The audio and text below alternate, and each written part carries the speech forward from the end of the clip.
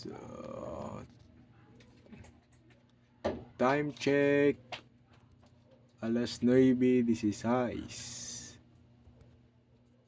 Ang nagsugod ni Gandar. Mga alas 7 kapin bagan. Disir ko ni duty. Nag-solar na ni. Pero sukad ganiha ang gamit. Isar kasiling pan no. Kay diri man sa ubos. Wa man niya sa taas. Pag uli na ako gikan sa pamalit, dito ako sa taas. So, ang gamit ani ganiha. Duha ka Sigara masaban suga sa taas. duha ka siling pan o tulo ka suga. Mag alas 3 na ito nakipay. Ang siling pan 15 watts. 12 ang suga 15 watts tulo ka buok.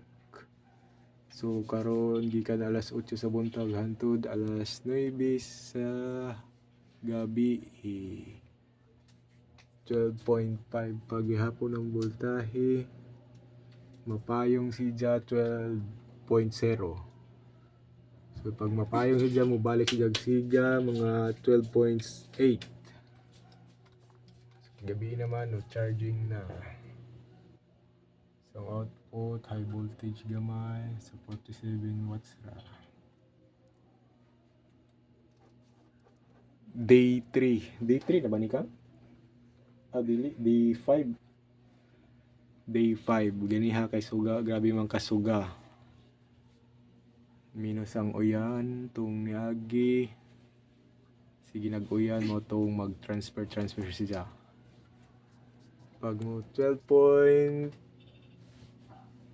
na ni automatic transfer sa Sornico. Yun lang.